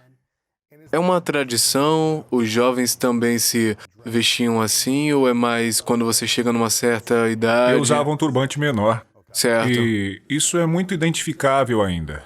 Fui Certo. escolhido antes disso. Quantos anos você tinha Uns 10. quando... Como foi pra você? Fui para a escola com todos os brancos, mas eles não estavam acostumados com outras religiões, outras culturas. Raças? Quando o 11 de setembro aconteceu, tudo foi simplesmente ruim, sabe? Fui criticado, intimidado, xingado, minhas coisas jogaram no chão, fui cuspido. Arrancaram Uau. meu turbante, foi ruim. Sério? É, cara, foi desumano. Com 10 Ah, anos. durou dos 10 até uns 12, pelo menos. E durante anos, É. porque essa vibe durou uns 5, Sim, 10 foi anos, muito. né? Essa energia. Foi apenas uma daquelas coisas, né? Eu voltei pra casa, mais uma vez, eu tava com meus avós. Meu avô, ele era uma pessoa muito dura, sabe? Ele passou por muita coisa e acabou se alistando no exército. Ele dizia, você tem que se defender. E eu era um menino muito tímido, pensava, eu não sei. Então minha avó era uma pessoa amorosa, ela dizia, não, tá tudo bem, me dá um beijo, um abraço. Eu dizia, você nunca quer lutar, apenas ensinar essas coisas? Eu tinha esses dois opostos. Acho que foi ótimo, porque me ajudou a ver os dois lados e entender as diferentes opiniões, né? As perspectivas. Mas quando você passa por isso e percebe que não é aceito ou se sente assim, quando você quer se tornar um homem de negócios e você não é aceito, Certo. e é diferente. Seria como, eu não gosto da sua ideia de negócio. Você é estúpido por fazer isso, viu? Quem vai começar um negócio de meias? Você deve se tornar um médico. É como se as pessoas fossem ligar para os meus pais e dizer, então seu filho devia ser médico e tá vendendo meia agora. Então, você tem que ter costas largas, cara, para que você possa ouvir isso e continuar, sabe? Tive a sorte de poder passar por isso e me tornar mais forte. Vou continuar fazendo isso, sozinho. É aquilo que a gente falava de ser estúpido, né? Vou continuar fazendo isso porque eu acredito. As pessoas não vê, mas eu vejo, e por isso eu vou continuar fazendo. Seguindo em frente com isso, o que você diria se visse alguém agora, digamos que tenha 20 ou 30 anos, não importa, e não tem muita grana agora, digamos que estejam apenas ganhando uma quantia normal de grana. Mas eles têm certos hábitos e comportamentos e crenças e processos de pensamento que você testemunha, que você pode dizer, uau, se você seguir essas coisas, você tem capacidade de ganhar muita grana um dia. Quais seriam esses comportamentos ou hábitos que determinam se alguém tem capacidade de ser A rico? primeira coisa é a mentalidade. Por isso que o meu canal é Minority Mindset. Você tem que acreditar que é possível para você. Se você não acredita que é possível para você, você pode ter todos os recursos, o impulso, mas não será capaz de fazê-lo porque a sua mente vai pará-lo. A sua mente dita suas ações. Primeiro você tem que acreditar que alguém como você pode fazer isso a partir da sua posição e saber que, eu farei o que for preciso, sabe? Com essa mentalidade, essa disciplina. Quem quer aprender, ninguém pode parar. Disciplina significa que você está disposto a colocar em prática. Tem gente que fala, não trabalhe duro, trabalhe inteligente. Olha, você pode trabalhar com a inteligência que quiser, mas se não estiver disposto a agarrar no pesado, limitará muito o seu sucesso e a sua vida. Você tem que estar disposto a trabalhar duro, essa que é a verdade. Eu não conheço ninguém que tenha feito muito trabalho durante um período de tempo até que tenha aprendido a gerenciar, delegar, otimizar com recursos, dimensionar e ter tempo para 100%. trabalhar de forma mais inteligente. Eles Para têm que chegar trabalhar lá, duro e... uma vez que você quer chegar lá, agora você pode reduzir e colher os frutos do seu trabalho, mas você tem que estar disposto. Você tem que fazer o volante Tem girar, que fazer. O trabalho árduo torna o trabalho inteligente mais eficaz. A Então, senha, sua a chave. disciplina é a melhor coisa. É estar disposto a manter quando as coisas dão errado, quando as coisas ficam difíceis, porque vai dar errado, vai ficar difícil. Fiz um vídeo no meu canal falando do meu pior investimento imobiliário de todos os tempos. Eu tinha essa piada com meus amigos de que toda vez que eu começo algo novo, eu sou enganado. É extremamente difícil, toda vez isso acontece. Do negócio de planejamento de eventos, me ferraram várias vezes. No início, foi apenas um fracasso completo. Tudo que poderia dar errado deu. Eu deveria organizar minha festa em um local, planejei isso por meses. Na noite anterior do evento, ela foi fechada pela polícia porque, aparentemente, tinha menores ali. No primeiro evento, tudo sai do controle. Então eu comecei minha empresa de meias. Fui enganado por uma empresa de marketing falsa assim que começou. E é por isso que eu comecei o Minority Mindset. Por um tempo eu estava tentando me apressar, estava vendendo coisas no eBay, na Amazon. Eu e meu amigo encontramos esse fornecedor na China que estava enviando coisas autênticas que a gente ia vender. Éramos jovens. Estávamos vendendo, ganhando um dinheiro decente, mas aí recebemos um comunicado de que poderíamos ser processados em 7 milhões. Isso é Não, imagina assustador, só. cara. Oh, meu Tipo, eu Deus. nem sabia quantos dígitos tinha isso, entendeu? Tive que fechar, ficou difícil. Tive que fechar. Não deu. Você falou sobre a última vez que levou um soco na boca, né? Você tem que estar disposto a se levantar novamente. Como você se prepara para isso? Talvez eu vá e leve um soco. Exatamente. Vai para uma aula de boxe. Sinta-se desconfortável. Faça algo para tirá-lo da sua zona de conforto. Eu fiz isso numa academia de boxe na Califórnia. Eu não sou o melhor boxeador, só para entrar em forma, né? Mas é desconfortável. Eu tava na minha aula de teatro, foi muito desconfortável para mim, porque eu sou um nerd, né? E eu fui para essa escola. Eu tive que estudar muito nessa escola, fazer as coisas. Então eu tava ali tentando descobrir, me encaixando. Fiz amigos, todo mundo é tão amigável, você pode conhecer mais pessoas, se colocar fora da zona de conforto. E isso te ajuda em outras áreas. Nem sempre é financeiro, a gente falou sobre isso, né? De ter uma vida humana. Não é só minha conta bancária, eu sou um ser humano em primeiro lugar. Minha conta bancária é um aspecto da vida. Você tem que ser capaz de viver como humano, porque é assim que você vai conseguir aproveitar a sua conta bancária. Com certeza. Você pode ter 1 milhão, 10 milhões, se você é miserável, quem se importa? Exatamente. Você falou sobre o mindset correto, a disciplina correta e a terceira coisa A é... mentalidade certa, a disciplina, a ética, a vontade de aprender, tem que estar disposto a aprender. Se você não está disposto a aprender, você não estará disposto a crescer, porque você tem que estar disposto a desafiar as suas crenças.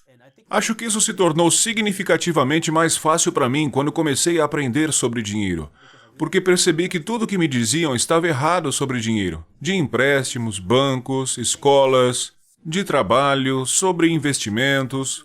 Quando eu percebi que me diziam que estava tudo errado, eu pensei, cara, eu acho que eu não sei fazer nada certo. Foi muito fácil para mim começar a aprender e a ouvir opiniões contrárias. Porque você tem que estar disposto a ouvir coisas que são convergentes umas das outras. É no meio que está seu intelecto, e é aí que você encontra de onde vem sua melhor educação. Ouça audiolivros. Eu não sou o melhor leitor do mundo. O inglês é minha segunda língua, certo? Então eu escuto audiolivros. Eu não fico lendo muita coisa, eu escuto audiolivros. E... engraçado que eu tenho livros que se contradizem completamente, né? Apenas para que eu possa aprender de diferentes pontos de vista. Eu li o livro do Donald Trump, depois li o do Barack Obama. Li o Manifesto Comunista, depois o Capitalista. Livros que são opostos, né? Que se contradizem. Você pode explorar diferentes pontos de vista e entender, solidificar seus pensamentos e apenas ser mais educado. Porque... caso contrário, se a gente crescer com apenas uma crença o tempo inteiro e não enxergarmos o outro lado, o outro ponto extremo, então a gente vai pensar que a vida é sempre dessa maneira específica, em vez de a gente estar aberto para ver o que as outras pessoas pensam e aprender. Aprenda. É muito importante agora, por causa das mídias sociais. Eu sei que você sabe disso, né? Porque quando você vai no Facebook, Instagram, qualquer coisa... se você começar a ver um tipo de conteúdo, o que eles vão fazer? Vão te mandar cada vez mais a mesma coisa. Então, de repente, você vai para a Toca do Coelho, onde você acha que todo mundo pensa como você. De repente, você já não tem mais outra opinião, e isso pode ser estúpido. É mais difícil agora, por isso é mais importante. Você tem que estar disposto a sair desse buraco e começar a aprender algo a mais, estar disposto a desafiar as suas próprias crenças. E... é aí que você vai se tornar mais inteligente, encontrará mais oportunidades e vai solidificar mais as suas crenças. Com certeza. Hábitos muito bons. O que você diria serem os maiores mitos do dinheiro que você desmascarou durante seu tempo de aprendizado sobre grana, que você poderia ter crescido pensando de outra maneira, como se você estivesse falando sobre empréstimos e bancos e... quais os 3 mitos sobre isso que você descobriu que não eram verdadeiros? A primeira coisa que eu diria, eu não sei se é mito, eu diria que a primeira coisa que todo mundo tem que entender é o que é o dinheiro. Não quero dizer em termos de riqueza. Dinheiro é apenas papel. Isso não faz de você uma pessoa boa. Também não faz de você uma pessoa ruim. É papel. Estamos falando de todas essas garantias que as pessoas têm com o dinheiro. Eu cresci sendo avisado, não fale sobre dinheiro, não se preocupe com isso, não pense em dinheiro. No entanto, eu estou aqui vendo meus pais trabalharem todos os dias. Então... tentando ganhar grana. Tentando ganhar. Isso não faz o menor sentido. Como eu posso não me preocupar com dinheiro? Você quer que eu me torne um médico por quê? Você lê esses catálogos de carreiras e o médico é sempre o número 1, a maior renda. Estou fazendo isso por causa da renda, em vez de ser porque eu amo. Sabe? Então, para mim isso é uma coisa que não faz muito sentido. Porque eu quero ajudar as pessoas, salvar Exato. vidas. O que é louco é que se você entende de dinheiro, você se torna educado financeiramente. Você está disposto a falar sobre isso. E agora você pode ser financeiramente estável, fazendo o que quer, o que ama e ainda estar bem financeiramente. Porque assumimos que você tem que ter esse trabalho para ganhar dinheiro, tem que ter essa carreira se quiser ser financeiramente estável, mas isso é uma mentira completa. Tudo se resume agora a estar disposto a falar sobre dinheiro. Eu falei sobre isso em nossa última entrevista. O dinheiro é uma parte das nossas vidas. E as pessoas têm medo de falar sobre isso porque somos inseguros, porque não entendemos como o dinheiro desempenha um papel importante em nossas vidas. Esse é um aspecto. Tem outros. Você tem que ter saúde física, mental, espiritual e também financeira. Se você não é financeiramente saudável, isso pode se tornar muito ruim porque você não paga as contas. Se você é financeiramente estável, você é rico, mas não tem mais nada, mais dinheiro só te fará infeliz. Você precisa viver uma vida holística e entender como o dinheiro desempenha um papel em sua vida. Assim, as finanças vão ter um poder e você vai entender que o dinheiro apenas amplifica quem você é. Ele é como um combustível. É como combustível. Se você é uma pessoa boa e tem mais dinheiro, você tem uma ferramenta para fazer mais bondade. Mas se você é ruim e tem mais dinheiro, você faz maldade. Por isso que nós precisamos de pessoas boas com dinheiro. E como que faz? Se educando. Muita gente diz que o dinheiro expõe quem você Exato. é. Ele amplifica quem você é para que você possa ver se essa pessoa é boa ou ruim no meio disso. Então, primeiro de tudo é entender o que é dinheiro, o que você tem que aprender. É mais ou menos assim. O que é mais perto disso que você diria? Talvez você tenha pensado que era uma coisa, mas percebeu que era outra Exatamente, isso coisa. é dinheiro. E a segunda coisa é como você usa o dinheiro para valorizar o dinheiro. Vou dizer isso da maneira mais agradável possível, mas tradicionalmente os indianos podem ser mão de obra barata. Eu cresci ouvindo isso. E o que significa? Isso significa que a casa tradicional indiana é uma cultura de poupança. Eu posso dizer isso porque eu vi e cresci nele, onde você ganha $1 para gastar 20 centavos. A cultura tradicional americana é que você ganha $1 para gastar 2, né? É uma cultura para poupar, nossa. Você gasta o mínimo de dinheiro possível para economizar. Agora, obviamente, falamos de inflação. Eu não vou mencionar o que isso significa para a economia. O que eu estou dizendo é que você pode usar o dinheiro como uma ferramenta. Isso é o que as pessoas ricas fazem, porque agora o que elas fazem com o seu dinheiro? Você usa o seu dinheiro para comprar seu tempo de volta. O que muitos de nós fazemos é trocar nossas horas por dólares. Mas o que os ricos fazem? Eles não estão trabalhando trocando horas por dinheiro. Eles estão usando o dinheiro para comprar o seu tempo de volta. Sim. Agora, você pode construir coisas e construir processos e investir seu dinheiro, porque agora você pode usar seu dinheiro como uma ferramenta em vez de ser um tolo. É o que eu gosto de dizer. Como você pode agora usar seu dinheiro para melhorar sua vida? Você não quer agora apenas comprar um monte de Gucci e Louis Vuitton. Agora você está realmente usando o dinheiro para melhorar a sua vida. Não para fazer sua vida parecer melhor, mas realmente melhorar de dentro para fora. Sim, o exemplo mais simples seria começar um canal no YouTube. Conversamos sobre comprar uma câmera, né? Você pode contratar um editor de vídeo. Você vai em um site de freelance, contrata um editor de vídeo, e o que você está fazendo? Você pode gastar mais tempo fazendo vídeos, em vez de gastar todo o seu tempo editando conteúdo.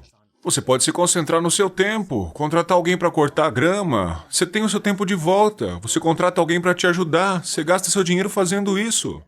Você está recebendo algo em troca, agora você está comprando o seu tempo de volta para que você possa usar seu dinheiro como uma ferramenta. Pode usar ele para comprar seu tempo de volta ou usar o seu dinheiro para atrair mais dinheiro. Isso é o que as pessoas ricas fazem. E você quer ser capaz de usar seu dinheiro dessa maneira? E a terceira coisa seria, eu sei que eu falo muito sobre isso, mas você tem que entender a diferença entre algo que te faz ganhar dinheiro e algo que te faz perder dinheiro. Isso é uma responsabilidade. Uma responsabilidade. Quais são as principais responsabilidades que as pessoas passam hoje? O que eu vou falar? Cara, temos essa cultura flex do Instagram. Não é isso mesmo? É muito tóxico se você não souber como usá-lo. A menos que você esteja investindo seu dinheiro com sabedoria e tenha muito dinheiro e esteja pensando, ok, quero comprar umas coisas para flexibilizar, legal. Se você não está investindo seu dinheiro e está apenas gastando com roupa, relógio, sapato, para ter uma boa aparência... Se você gasta com roupas de marca, mas não faz o investimento, você está fazendo errado. Suas prioridades estão no lugar errado, porque você está enriquecendo a Gucci, está enriquecendo a Louis Vuitton, mas você mesmo está ficando falido. Quando eu falei sobre o meu relógio, que eu gastei R$1.000, eu não tinha investimentos, eu nem sabia o que era isso. Eu não sabia que poderia ter pego $1.000 e investir em uma empresa de relógios para obter parte dos lucros. É assim que as pessoas ricas estão fazendo. Não há nada de errado em gastar dinheiro, nada de errado em ter luxos, em ter coisas boas. É uma questão de quanto você pode realmente ser pago. Você tem que saber quando o momento certo para ter. Você pode querer primeiro se tornar rico e depois explodir. Se puder pagar, eu faço o que quiser. Grant Cardone fala sempre como ele não gasta o dinheiro que ele ganha para comprar relógios ou coisas. Ele só gasta grana em relógios e roupas e coisas com renda passiva Fantástico. dos seus investimentos. Você pega a renda que recebe, está trabalhando todos os dias. Você pega essa renda e usa o máximo possível para investir em ativos. Os ativos pagam você, eles vivem de ativos, porque esse ativo não precisa de você. Vai trabalhar todos os dias para que você possa ser pago. Se você quebrar a perna e não puder ser pago, você não está recebendo essa renda. Mas a renda passiva dos seus ativos ainda está entrando. Com esse dinheiro você vive e é livre. Sua renda ajuda a comprar mais ativos. Como você consegue isso? É aqui que você tem que construir algum sistema para si mesmo. A regra que eu sempre diria é seguir algo como minha regra de 5. Se você não pode comprar 5, você não pode pagar por um deles. Você quer comprar um telefone de $1.000? Quer comprar um relógio de milão? Ok, tudo bem. Você pode comprar 5 deles? Porque se você não tem a capacidade de comprar 5 deles, se você não tem os recursos para fazer isso, então você não pode comprar um. Se você é incapaz de comprar 5, você não pode comprar um. Então você quer criar um sistema que automatize suas finanças, onde agora você tem algo acontecendo com o seu dinheiro que está colocando o seu dinheiro para trabalhar. Não importa o que aconteça. Uma das coisas mais fáceis, você pode criar o seu próprio, é seguir algo como um plano de 75, 15 e 10. O que significa que para cada dólar que você ganha, a partir de agora, 75 centavos é o máximo que você pode gastar. 15 centavos é o mínimo que você está investindo e 10 centavos é o mínimo que você está economizando. Agora, a economia é que você quer construir algo entre 3 e 12 meses de economia se quiser ter essa proteção. 3 meses se você não tem muitas responsabilidades, você não tem isso tudo acontecendo e você tem uma alta tolerância ao risco. 12 meses se você quiser jogar pelo seguro. Você descobre o que é certo para você e não vai mais querer colocar dinheiro onde vai ser corroído pela inflação, certo? A economia não está lá para te fazer rico, é para te proteger numa emergência. Então você pega o seu dinheiro e coloca também em alguns investimentos. Agora que você continua investindo, o que acontece é que à medida em que você aumenta a renda, você segue essa proporção aí. Se você passar de 40 mil para 400 mil por ano, você mantém o mesmo relacionamento e ainda está investindo primeiro.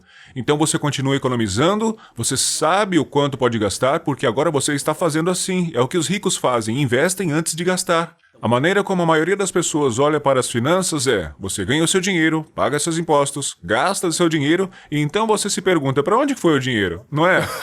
As pessoas ricas, elas ganham dinheiro. Especialmente na Califórnia. Gasolina $7, impostos altos. O que as pessoas ricas estão fazendo é ganhar dinheiro, então, dependendo de como você faz isso, você paga imposto antes ou depois. O ideal é que seja depois, porque tem maneira legal de fazer isso. Então você ganha dinheiro e depois quer investir o máximo possível e gastar o que resta. As pessoas ricas fazem isso, mas os outros gastam e investem o que resta. Aqui tá o que eu acho que muita gente faz, eu acho que isso os machuca em grande parte. Como alguém faz para não cotar seu valor pessoal ao seu patrimônio? Isso é bom. Como elas podem acreditar em si e ter confiança? Amor próprio quando você não está fazendo nada. Talvez esteja numa transição, talvez perdido o emprego, talvez estejam começando, como também começaram a fazer uma grana, mas não vinculam isso ao seu valor pessoal. Quando você falha em algo, você não se torna um fracasso como pessoa, você falha em uma tarefa.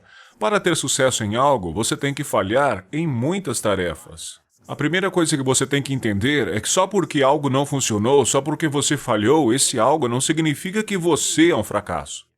Eu falhei num monte de coisa, acredito que você também tenha falhado. Agora, quando se trata de equidade, se você quiser ser honesto, seu patrimônio líquido, ele é bastante inútil. Quer saber? É realmente um número inútil. Não significa nada, menos que nada. O que é equidade? É um número de papel. Se eu tenho $1 milhão de capital na bolsa hoje, amanhã pode valer 400 mil. Se você estava valorizando sua vida, e pior ainda, se você estava gastando com base em seu patrimônio líquido, você está vivendo uma vida perigosa. Tem pessoas que fazem isso, elas dizem: eu tenho $1 milhão aqui. Vou sair e viver um estilo de vida de $1 milhão. Você não tem esse dinheiro todo, você só está valendo ele. Não tem nenhuma renda entrando, então se você gastar tudo isso, vai chegar uma hora que não vai ter mais nada. Você vai ter que sair pedindo emprestado por aí, ou vai perder tudo. Eu quero que você lembre o seguinte: Que, em primeiro lugar, em termos de fracasso, você não é um fracasso. Só porque falhou em uma tarefa não significa que você é um fracasso. Na verdade, é uma coisa boa, porque significa que você está um passo a mais de encontrar o sucesso. Em segundo lugar, em relação ao número real de patrimônio líquido, veja, isso é apenas temporário. Você tem a oportunidade de construir algo muito maior. Você tem que ter a mentalidade certa. Se você está aqui na América, você está em um país de primeiro mundo. Você tem a oportunidade de fazer isso. Mas você tem que estar disposto a aprender e a dar tempo a isso. Ser paciente, mas também impaciente ao mesmo tempo. Paciente no sentido de que você tem que entender que ficar rico rapidamente, na maioria das vezes, é um esquema. Não funciona, é um jeitinho. Isso faz com que as pessoas vendam para ficar ricas rápido e quebram. Primeiro você tem que entender isso. E depois, em segundo lugar, você tem que ser impaciente, onde você vai abastecer o carro, por exemplo. Combustível que funciona de forma ética. Alimente essa disciplina. Você tem que estar disposto a continuar.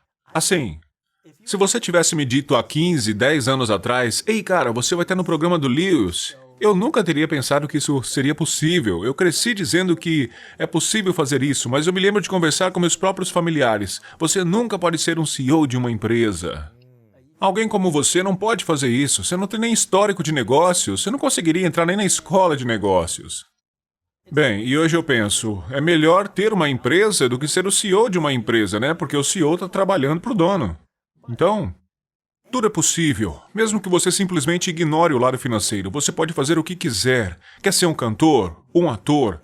Você quer ser um homem de negócios? Você quer ser um CEO? Você pode ser o que quiser fazer. É possível. Mas você tem que acreditar nisso e você precisa estar disposto a encarar este trabalho. Porque o trabalho duro supera o talento quando o talento não trabalha duro. Esse ditado é verdadeiro. Eu trabalhei no planejamento de eventos, né? E tem muitas pessoas que eu conheço nesse ramo. Conheço muitas pessoas que gerenciam cantores, grandes cantores, especialmente no espaço indiano. Algumas dessas pessoas são muito talentosas, mas sem nenhum ímpeto, sem ética. Para onde que eles vão com suas carreiras? Eles podem ter um pico de sucesso e depois caem. E as outras, que são cantores comuns, mas estão lançando música todo dia? Você ouve eles cantarem e fala, mais ou menos. Pode produzir, fazer edições, escrever músicas legais. Eles vão produzindo e melhorando esse conteúdo a cada semana e chega uma hora que a pessoa vem e... Caramba, ele tem milhões e milhões de visualizações. É engraçado, eu tenho um amigo que eu recebi no meu programa, o Andy Grammer, que estava literalmente no ônibus de Santa Mônica por 4 anos, 5 dias por semana, 4 anos, tocando músicas por gorjetas nas ruas. Pô, que corre. E eu acho que ele me disse que ele escreveu mais de 1000 canções ou algo perto disso nesse período de 4 anos. Ele fazia um cover... E as pessoas se aproximavam e diziam, eu gosto dessa música, e davam $1. Então ele cantava uma das suas próprias músicas originais para tentar fazer com que as pessoas gostassem. E ele fez isso por 4 anos até conseguir com que alguma delas estivesse no rádio ou numa turnê ou essas coisas. 4 anos nas ruas. Isso é incrível. Trabalhando muito duro, ele tem ímpeto, ele tem as habilidades de desenvolvimento ao longo dos anos para escrever suas próprias canções. Eu acho que as pessoas não entendem direito o que 4 anos significam, né? Você escuta 4 anos e fala, mas faculdade é 4 anos, o ensino médio é 4 anos. Mas, vai se lembrando aí, janeiro, fevereiro, e tudo isso de novo. Steve Harvey, eu amo a história dele. Ele é passou ótimo. pela mesma coisa. Ele era um sem-teto porque pensava, eu sou um zelador agora, quero ser comediante. Meu amigo com quem eu cresci agora está na TV. Nós dois tínhamos os mesmos sonhos. Eu não queria dizer isso. Ele foi ridicularizado por seus sonhos e agora ele é o único na TV vivendo o meu sonho e eu estou trabalhando como zelador. Ele deixou o emprego, mudou-se para o carro e passou ali uns 3 anos. Se mudou para o carro e passou 3 anos apenas tentando chegar lá. E olha só, fazendo shows. Ele tá arrasando. É aquela disciplina, estar disposto a trabalhar e apenas focar. É difícil. E isso ajuda com qualquer coisa. Esqueça o lado financeiro. Faça algo que você ama. Viva uma vida com propósito. Porque o importante para você pode não ser necessariamente importante para mim. E o que é importante para alguém que ouve isso vai ser diferente para mim. Todos nós temos uma paixão diferente, um propósito diferente, uma missão diferente. Alguém vai se preocupar com a mudança climática, outro com a fome no mundo. Alguém vai se preocupar com a educação financeira. Portanto, todos nós viemos a este mundo com diferentes experiências, diferentes dores, e cada uma dessas dores aumentará nossas motivações. Mas você tem que estar disposto a trabalhar por isso, porque se você não fizer isso, quem vai fazer? Você tem que estar disposto a fazer isso pela sua causa de impacto. O que você diria em uma escala de 1 a 10, o quanto você se ama hoje? 10 sendo que você tem muito amor próprio e não de uma maneira egoísta. E 1 significa que você se odeia. Onde você estaria numa escala de 0 a 10? Eu acho que... Eu não quero ser maldoso dizendo, oh, eu sou excessivamente narcisista, mas eu me amo. Eu nunca me fiz essa pergunta, porque eu não acho que... Eu tive muita sorte de nunca ter que lutar com a minha felicidade. Sério? Não. E Mesmo quando seus pais estavam falando do jeito que eles falavam? foi difícil, mas nunca me deixou realmente infeliz, porque eu acho que eu tinha um grupo de caras que eram meus amigos, alguns amigos DJs, e todos nós éramos assim meio rebeldes, porque a gente queria fazer um sucesso, mas ninguém entendia a nossa visão. É por isso que éramos amigos. Eu tinha uma comunidade muito boa. Eu acho que isso me ajudou, porque muitas vezes eu dormia no porão deles. E eu dizia, cara, isso é como minha mãe ou meu pai me disse, não tá me comprando. Eles estavam no mesmo barco que eu, sabe? Eles pensavam, cara, eu também não sei o que eu vou fazer. E olha, todos nós estamos indo muito bem e nós brincamos sobre isso. Cara, eu tenho muitos problemas com meus pais, eu tô dormindo no porão agora você tá vindo pro meu porão. Então foi difícil, mas eu me diverti muito pelo caminho, sabe, cara? Então você nunca condicionou sua felicidade com Nunca. grana? Na verdade, eu acho que o dinheiro, ele mais reduziu a potencial felicidade. Sério? Sim, eu acho. É que algumas coisas aconteceram na minha vida que eu não esperava. E eu pensei, porque todos nós queríamos ter sucesso, né? Adorávamos a viagem, estávamos ali juntos e nos divertíamos muito. É que eu tive umas realizações difíceis. Eu nunca falei isso publicamente, mas eu vou falar isso agora. Então, quando o Minority Mindset estava crescendo, eu pensava, eu realmente vou construir isso agora. Estávamos chegando perto dos 100 mil assinantes, estávamos tornando virais. E eu pensando, nossa, conseguimos. Esses 100 mil são os mais difíceis, os primeiros são muito difíceis. Estávamos prestes a bater. Cheguei em casa e fui jantar. Meu pai estava ali e eu senti que tinha algo errado. Ele olhou para mim e falou, sua mãe tem câncer. E ele falou, esqueça o canal do YouTube, esqueça o investimento, esqueça tudo. E eu falei, sério? Você tem uma segunda opinião? Foi muito difícil. Então, na semana seguinte, a minha mãe no hospital, já estava na sala de emergência e foi como um dia depois da gente conseguir chegar nos 100 mil. Foi bem pertinho do dia da sua operação. Foi bom chegar nos 100 mil, mas com certeza, se fosse necessário, eu desistiria para que minha mãe ficasse bem, sabe? Eu acho que isso serviu para que eu tivesse uma percepção do tipo, uau, há muito mais na vida do que simplesmente dinheiro, sabe? Foi quando eu desenvolvi o quadrangular do físico, mental, espiritual e também do financeiro. Porque eu comecei a escrever os meus pensamentos, sabe? Você começa realmente a colocar valor em coisas diferentes. E você começa a perceber que talvez coloca muito tempo no seu trabalho e que é necessário passar algum tempo com a sua família, sabe? Preciso fazer certas coisas, preciso ter certeza de que eu cuido de mim mesmo e daqueles que eu amo. A minha mãe estava melhor. Ela estava realmente Isso é bem ótimo. melhor. Foi incrível, pai, foi um alívio. Mas você aprende com suas lutas, você aprende com a dor. Eu acho que a percepção provavelmente foi de que o dinheiro não faz você mais feliz. Você pode pagar mais contas com ele, fica tudo mais fácil, você pode tirar mais férias, você pode fazer com mais facilidade as coisas que você ama. Mais opções, mais escolhas. Exato. Começa a Tem que trabalhar na trabalhar, felicidade. é um jogo completamente diferente. Tem muita gente que eu entrevistei nos últimos meses que tiveram esse sucesso nos últimos 3 a 5 anos. E muitos disseram quando eu perguntei na escala de 1 a 10, sua felicidade, amor, eles disseram que eram mais felizes antes de começarem a atingir esse período de crescimento, pouco antes da fama.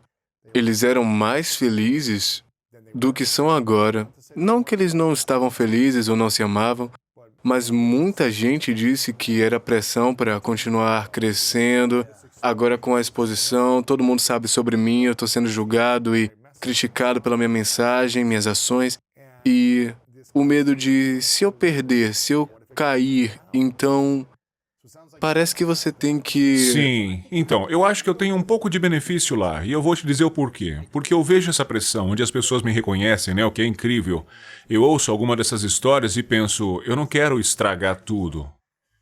Mas eu acho que parte da razão pela qual eu estou um pouco longe dessa mesma pressão é pelo fato de que eu não preciso da minha renda do YouTube.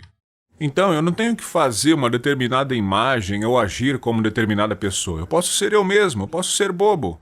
Se você assistir meu canal no YouTube, eu vou dizer a palavra abaixo, muito engraçado, né? É assim que eu falo. Eu falo de guacamole porque eu amo guaca. Vai almoçar e eu pego um extra guaca pra mim. Então, eu sou capaz de injetar minha própria personalidade. Se você não gosta, eu realmente não me importo. Você pode sair. E eu vou ficar bem financeiramente. E é por isso que eu acho que dá pra falar sobre as coisas, né? Eu não tô aqui no meu canal do YouTube. E acho que isso também contribui para o meu crescimento. Mais ou menos. É engraçado como funciona. Onde eu não tenho que sentar aqui e fazer certos tipos de conteúdo. Eu acho que eu andei um pouco nesse caminho onde, Tentando pegar os trends. Sim, você começa a bater o... Eu fui por esse caminho e você começa a fazer coisas que você não quer fazer porque você pensa, o algoritmo quer isso. Isso é o que vai fazer as pessoas felizes. Aí você começa a fazer pelo motivo errado, sabe? Na intenção de agradar os patrocinadores. Eu fiz isso por um tempo e pensei, cara, não sou eu. Eu tinha 500 mil de assinantes na época, tava ganhando já um bom dinheiro. Então eu falei, vou parar com isso. Eu expus o conteúdo que é mais genuíno pra mim. Vou falar sobre as coisas que eu quero, coisas que são importantes pra mim. Se de repente tiver que ser bobo dançar no vídeo, eu vou dançar. Sabe, eu amo meus fãs, meus seguidores, meus inscritos. Eles são os maiores assinantes de todos os tempos. Acabei de ter um pequeno encontro e uma saudação em San Diego. Eu falei sobre isso semanas antes do evento e parei de falar sobre isso. Eu só coloquei pra fora porque eu nunca fiz nada assim antes. Foi um enorme sucesso. Eu não podia acreditar, cara. Quantas pessoas apareceram? Tinha mais de 100. Quer Uau. dizer, nós fechamos Little Italy. Eu nem sei quantos vieram, cara.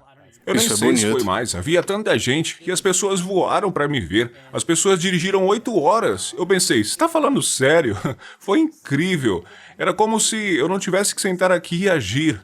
Eu não preciso sentar aqui e ser alguém que eu não sou. Olha, eu vou falar do jeito que eu sou. Eu vou usar as roupas que eu uso. Eu vou ser como eu sou. Eu vou agir como eu mesmo. Se você não gosta, então, me desculpa.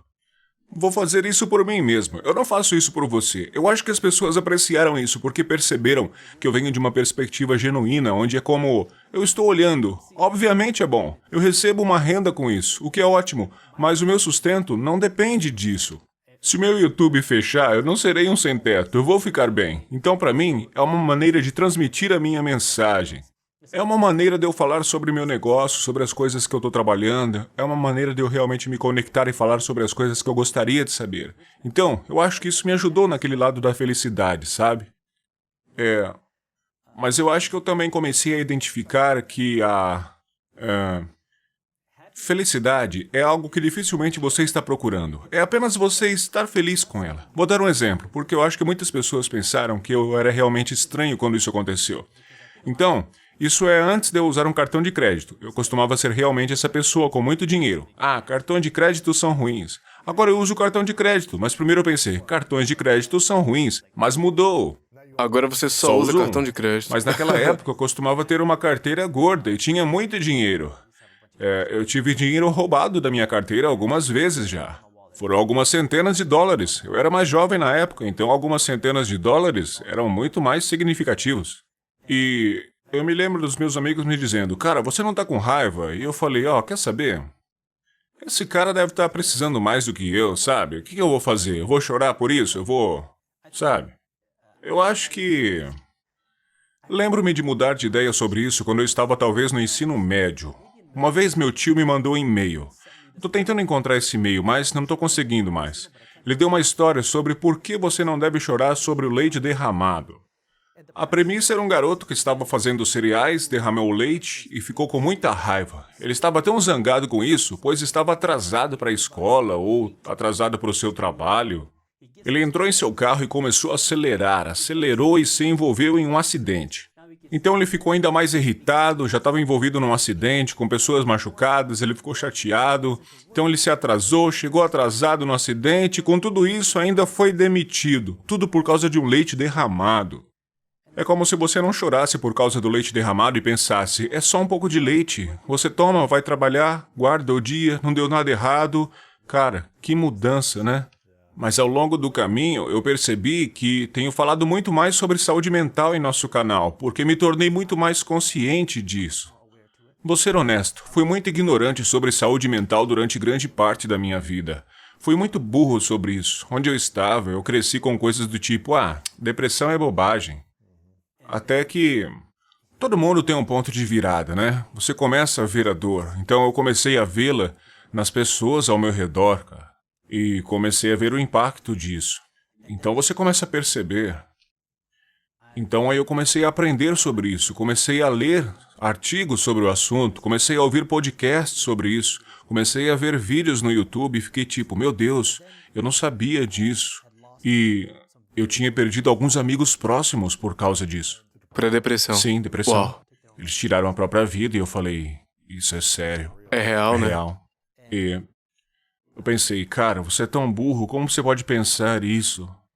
E aí você começa a ver uma grande importância nisso. E é por isso que, novamente, voltando ao QuadraFit, o mental é tão importante. Se você está ansioso, se você está deprimido, esse sinal aparece cedo, a partir da sua infância. É claro que eu não sou um especialista, mas você já entrevistou as principais pessoas sobre esse assunto, né? Então começa cedo. É por isso que para qualquer um é importante aprender sobre isso, porque se você vai ter filhos, isso é importante. Você tem que saber sobre o físico, mental, espiritual, financeiro, para que você possa ensinar uma criança. E ensinar também para quem você encontrar, se você souber, para que as pessoas não tenham que ficar adivinhando essas coisas, sabe? Então, com base nisso, esteja disposto a investir em si mesmo, mesmo que isso signifique conversar com um terapeuta, mesmo que seja reabilitação, mesmo que seja caro talvez. Encontrar qualquer ajuda, sabe? Uma alternativa, seja ajuda tradicional, seja alternativa, o importante é encontrar ajuda, obter. Cuide de si mesmo, e que seja agora, que não deixe para depois. E se você acha que mais dinheiro vai resolver esse problema, você vai ser ainda mais miserável, porque você vai perceber que você estava errado. Você vai se sentir mais sem esperança, porque você vai pensar, puxa, não resolvi esse problema e esse dinheiro não me fez feliz. Olha, eu vi isso porque, na minha cultura, muitas pessoas na minha geração, a gente passou por muitas lutas semelhantes, onde os pais trabalhavam duro, então não dava para passar muito tempo com os pais. Então, você vê muitos traumas na casa, e isso começou a melhorar quando as pessoas começaram a trabalhar. Eu consigo ver todas essas questões no lado da saúde mental das coisas. Isso ainda é um tabu na minha cultura, sabe? As pessoas não falam abertamente. Mas precisamos falar. É uma daquelas coisas que, cara, as pessoas estão tirando suas vidas e a gente ainda tem medo de falar sobre isso. É por isso que eu lhe digo, olhe, aprenda sobre isso, esteja disposto a investir em si mesmo, mesmo que as pessoas não te apoiem.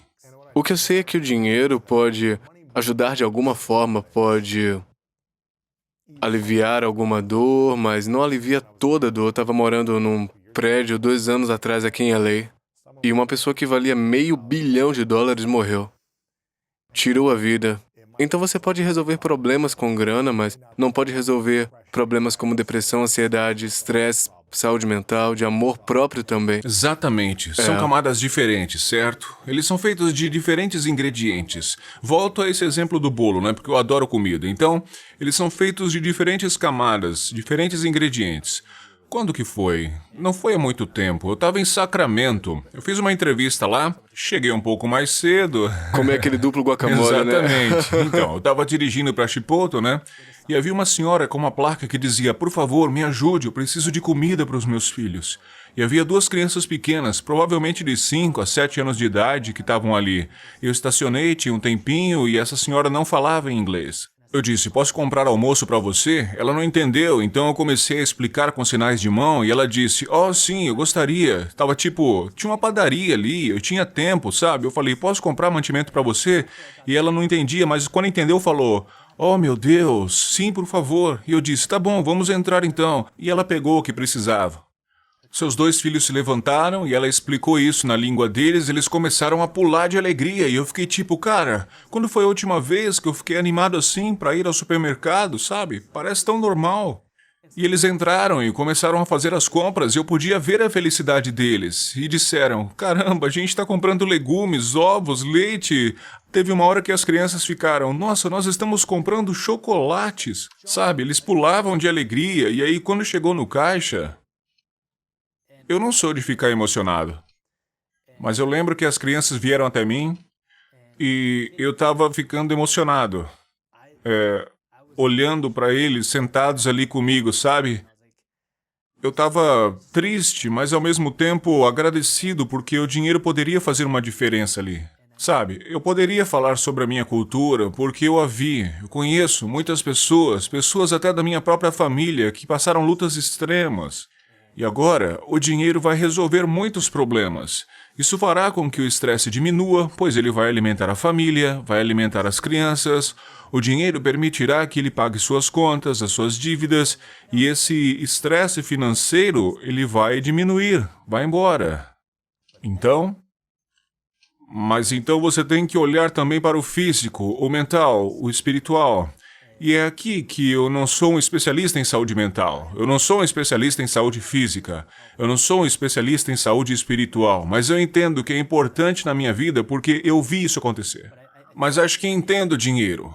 Eu não gosto de me chamar de especialista. Eu odeio quando as pessoas me chamam de guru ou especialista, mesmo quando eu vou ao noticiário, né? Eu falo, por favor, não me chame de especialista, porque eu estou aprendendo, todos os dias eu vou aprendendo.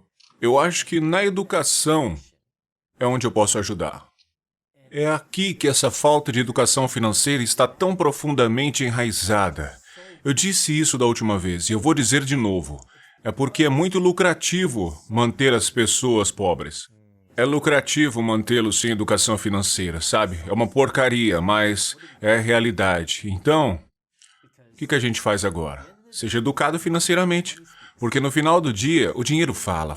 Não adianta, cara. Você pode odiar, você pode amar, mas é uma realidade. Sabe de uma coisa? As pessoas me ouvem agora por quê? Por causa do dinheiro.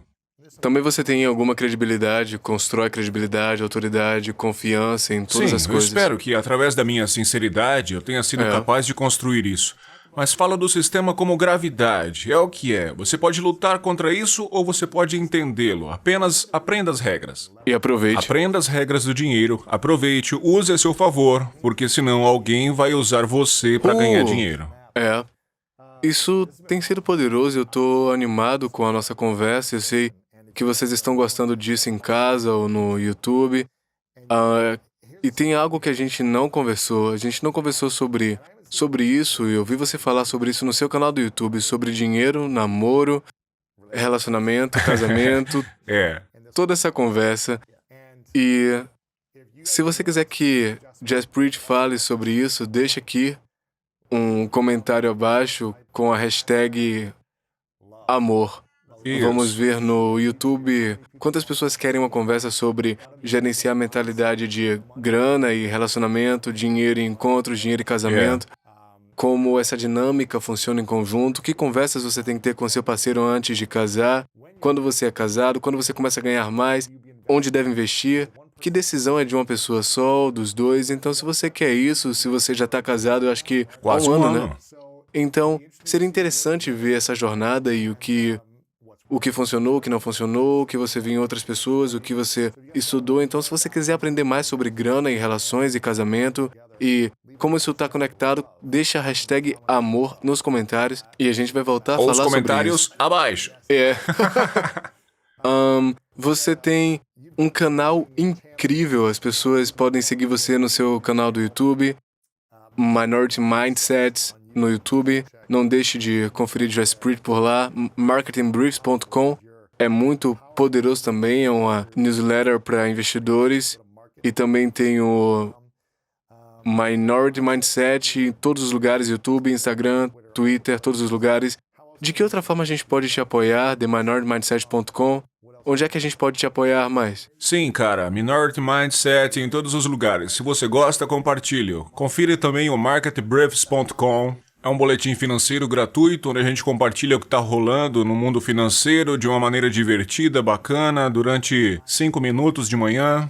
Eu prometo que você vai adorar. E se não gostar, você pode cancelar sua assinatura. É grátis, mas eu prometo que você vai curtir, sabe? Tem tantas pessoas que ficam ansiosas para ler isso durante a manhã porque é uma maneira fácil de se manter atualizado sobre o que está acontecendo no mercado financeiro, entendeu? E se você gosta do conteúdo, ajude a divulgá-lo, ajude a educar uma outra pessoa. Uma vela pode iluminar uma sala, mas uma vela também pode acender 1 milhão de outras velas. E essas podem iluminar 1 milhão de outras salas. Então espalhe a educação, espalhe o conhecimento e a palavra. Meu brother, da última vez eu te perguntei as suas 3 verdades e sua definição de grandeza, então se as pessoas quiserem saber é só voltar e assistir o vídeo anterior sobre isso, escute o episódio anterior onde Jaspreet compartilha suas 3 verdades e sua definição de grandeza. E esperamos que você volte para falar mais sobre grana e relacionamentos. E eu quero te agradecer, Jaspreet, pelo seu constante compromisso com sua mensagem, pela maneira como você aparece para si mesmo, pela maneira como você aparece para a família, comunidade.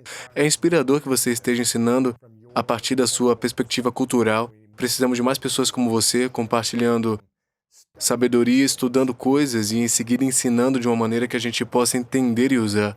Então eu realmente te agradeço, meu amigo. Você é um querido. Obrigado. Eu tô feliz de ter você de volta. Deixa um comentário embaixo, #amor, se você quiser aprender mais sobre amor e dinheiro. Eu acho que seria um tema interessante, mas... Meu querido, muito obrigado por estar Eu que aqui. Eu te agradeço, agradeço. Lils. Foi demais, como sempre. Somos ensinados a ir para a escola, a obter um diploma para conseguir um emprego e subir a escada corporativa. Mas as pessoas ricas não fazem isso. Elas não trabalham para subir a escada corporativa, elas trabalham para dominá-la. Agora, você pode subir a escada corporativa e trabalhar para dominá-la ao mesmo tempo, mas é uma mentalidade Claro, diferente, claro. certo?